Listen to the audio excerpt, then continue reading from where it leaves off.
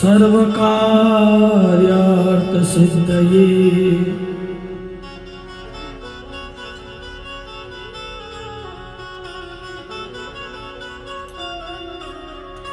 तो बाबा श्याम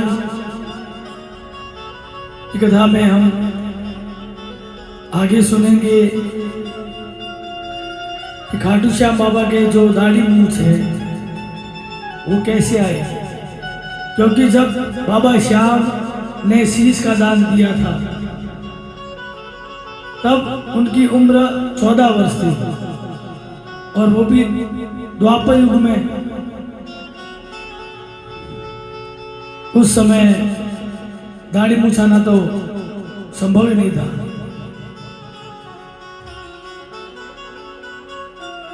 जब खटवांग राजा को स्वप्न में दर्शन दिया गया और बाबा का शीश मिला, फिर उन्होंने मंदिर निर्माण करवाया। फिर औरंगजेब ने मंदिर को ध्वस्त करना चाहा। उस समय बाबा श्याम का जो शीश है वह रिंगस में प्राचीन मंदिर में स्थापित कर दिया गया और बाबा का अद्भुत चमत्कार हुआ और औरंगजेब को ऐसी असाध्य बीमारी लग गई। कुछ समय में उसका शरीर शांत हो गया और वह मृत्यु लोक को छोड़कर नरक लोक में चला गया। जब यह चमत्कार हुआ तो घर घर बात फैल गई और बाबा श्याम के मंदिर में असंख्य लोग दर्शन के लिए आने लगे। फिर रिंगल से विजय पताका लेकर खाटू श्याम मंदिर जो आज भी वर्तमान में स्थित है वहां पर पुनः शीश स्थापन किया गया और वही प्रथा चली आ रही है कि रिंगल से आज भी भक्त की मनोकामना पूर्ण होती है। तब रिंगल से निशान बाबा के श्याम को चढ़ाया जाता है। उस समय खटवांग राजा के कुंवर साहब थे अभय सिंह जी। उन्होंने आरती का जो कार्य था वह चौहान लोग थे उनको सौंप दिया और बाबा का श्रृंगार पूजन करने के लिए एक ब्राह्मण को नियुक्त कर दिया था। उस ब्राह्मण का नाम था बद्री नारायण। बाबा के बहुत बड़े भक्त थे। उनका नियम था बाबा को स्नान करवाना, बाबा को इत्र लगाना, धूप दीप करना, बाबा को दूध से बनी चूरमा, खीर इत्यादि भोग लगाना और नित्य वह अपने हाथों से एक माला बनाकर और बाबा को पहनाते थे। और जो राजा जी थे वह रात्रिकालीन दर्शन के लिए आते थे और वही माला जो ब्राह्मण देवता है बद्री नारायण वो राजा जी को पहना देते थे। उसके बाद में मंदिर का दरवाजा बंद करके ब्राह्मण अपने पुनः घर पे आ जाते थे। बहुत समय तक यह क्रम चलता रहा। एक दिन बाबा की अद्भुत लीला हुई। राजा जी को आने में कुछ देरी हो गई तो ब्राह्मण ने सोचा कि लगता है आज राजा जी नहीं आएंगे। तो बाबा की जो माला थी वह ब्राह्मण देवता ने स्वयं पहन ली और जैसे ही मंदिर बंद करने लगे तभी देखा दरबार तो आने वाले हैं।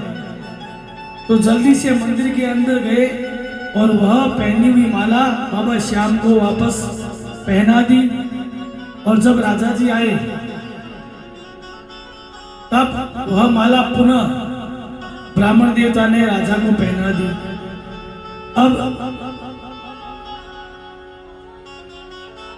उस माला में जो ब्राह्मण देवता थे उनके बहुत बड़ी दाढ़ी थी, मूछें थी, तो जल्दबाजी में उतारने के कारण उसमें एक दो बाल टूटकर चिपक गए थे। अब इस बात का ना तो ब्राह्मण देवता को कुछ पता और ना ही राजा जी को पता, लेकिन जहां अच्छे लोग होते हैं, अच्छी सोच वाले लोग होते हैं, वहां पर नीच सोच रखने वाले भी कुछ व्यक्ति होते हैं, क्योंकि धर्म होता है तो अधर्म भी होगा, नीति है तो अनीति भी है, रात है तो दिन भी होगा, वैसे ही अच्छे लोग हैं तो बुरे लोग भी होते हैं। तो राजा के दरबार में एक व्यक्ति ने राजा जी से कहा, राजा जी आप बुरा न मानो तो एक बात कहूं। तो राजा जी ने कहा, निसंकोच आप बताइए। तो उसने बोला, मुझे ऐसा लगता है कि जो आपने पूजा के लिए जिस ब्राह्मण को नियुक्त किया है वह माला पहले स्वयं पहनता है, फिर श्याम जी को पहनाता है और वही माला भी आपको भी पहनाता है। वह पुजारी जी मंदिर के लिए ठीक नहीं है और उनमें श्रद्धा विश्वास भी कम है बाबा के प्रति। जब राजा जी ने ऐसा सुना तो उन्होंने कहा, मैं बातों पे विश्वास नहीं कर सकता, कुछ प्रमाण है तो बताइए। तब उस आदमी ने राजा जी को माला में टूटे हुए जो बाल लगे हुए थे वह दिखाए कि ना तो आपके दाढ़ी है ना श्याम जी के दाढ़ी है, तो फिर यह बाल किसके हैं, कहां से आए? ब्राह्मण देवता की सिर्फ दाढ़ी है। अब राजा जी को कुछ कुछ विश्वास होने लग गया, तो उन्होंने ब्राह्मण देवता को बुलाया और कहा कि आप ऐसा कार्य करते हो? ब्राह्मण देवता ने कहा नहीं। तो राजा जी ने बोला, आप ब्राह्मण देवता है, भू देवता है, अपनी गलती स्वीकार कर लीजिए, मैं क्षमा कर दूंगा। तब ब्राह्मण देवता बोले, हे राजन, मैं तो नित्य श्रद्धा भाव से ही पूजा करता हूं और श्याम बाबा तो मेरे आराध्य है, उनके बिना तो मेरा जीवन ही नहीं है। तो राजा ने वह बाल ब्राह्मण को दिखाए। तो ब्राह्मण देवता ने बाबा को मन ही मन याद किया और कहा, हे भगवान, इस छोटी सी बात के लिए इतना बड़ा अपराध न मिले कि मैं आपकी सेवा से वंचित रह जाऊं। तब मानो बाबा की ऐसी लीला हुई और ब्राह्मण देवता के मुख से निकल गया कि यह बाल श्याम बाबा की ही है, आपने उनकी घनी दाढ़ी मुझे नहीं देखी राजा जी। तो राजा जी ने कहा, मैं तो नित्य जागी के दर्शन करता हूं, मैंने तो आज तक बाबा की दाढ़ी मुझ नहीं देखी। आप झूठ बोलने भी लग गए। तो ब्राह्मण देवता ने बोला, आप चल के देख लीजिए। तभी वहां पर गुप्तचर आ गए और राजा जी को संदेश सुनाया कि यवनों ने कोई योजना बनाई है आक्रमण के लिए। तो राजा जी ने ब्राह्मण देवता को कहा, आप मंदिर की चाबी यहाँ रख दीजिए, कल प्रातःकाल होते ही आप मंदिर आना और सबके सामने दूध का दूध और पानी का पानी हो जाएगा। अब ब्राह्मण देवता अपने घर की ओर रवाना हो गए और इधर राजा जी भी व्यस्त हो गए। ब्राह्मण देवता सोचने लगे कि अब क्या होगा। उनको कोई अपराध के बदले दंड मिलने का कोई मन में संकोच नहीं था। उनको तो बस एक ही बात की चिंता सता रही थी कि बाबा की सेवा मुझसे ले ली नहीं जाएगी, मैं बाबा के बिना कैसे रहूंगा। और सोचते सोचते वह बाबा के मंदिर के बाहर सीढ़ियों पे आके बैठ गए और रोने लगे, हे श्याम बाबा। और बाबा से बात करने लगे कि आप तो भक्त वत्सल है, आप तो अकारण ही करुणा करने वाले हैं। जब आपने कर्माबाई का 3 दिन पुराना खींचड़ा खा लिया था और मीरा के विष वाले दूध को अमृत बना दिया और नरसिंह मेहता की पुकार करने से आपने 56 करोड़ का मायरा भर दिया, तो इस दास के लिए क्या दाढ़ी मूछ लाना आपके लिए कोई कठिन कार्य है? ऐसे बोलते बोलते रात भर रोते रहे और अपने घर आ गए। पत्नी को सारी बात बताई तो पत्नी ने कहा, आप सत्य स्वीकार क्यों नहीं करते? राजा जी आपको माफ कर देंगे। तब ब्राह्मण देवता बोले, अब तो मैं बात नहीं पलटूंगा। क्यों? क्योंकि अब तो अगर लाज जाएगी तो श्याम बाबा की जाएगी।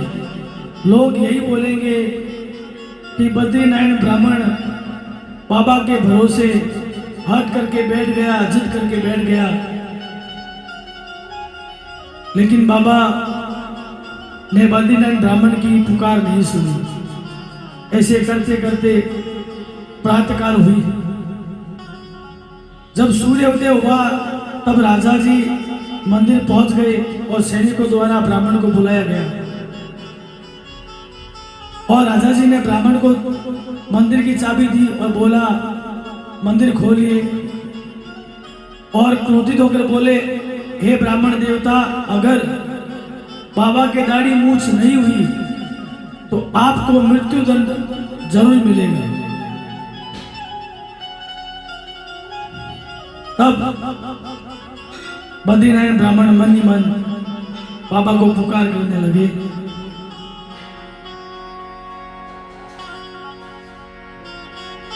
जाएगी लाज तिहारी,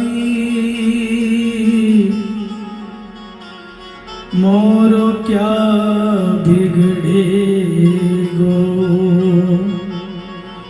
जाएगी लाज तिहारी। हे बाबा, मैं आपकी शरणागति लेता हूँ। जिस तरह द्रौपदी ने सभी अपने कुटुंबियों को आवाज दी, पुकार की, जब कोई नहीं आया तब द्रौपदी ने अपने दोनों हाथ उठाकर भगवान की शरणागति ले ली। तब भगवान स्वयं पधार कर उनकी रक्षा की। और जब गजराज ने भी अपने परिवार को बुला बुला कर थक गए, तब उन्होंने आपको पुकार लगी और आपने उनको ग्राहक के मुख से मुक्त करवाया। उसी तरह आज मेरी परीक्षा है ब्राह्मण की। और ऐसा कहते कहते ब्राह्मण देवता ने द्वार खोला और अंदर गए। तब जब राजा ने झांकी के दर्शन किए तो देखा बाबा के घनी दाढ़ी और मूछें थी। बोलिए हारी की सहारे की।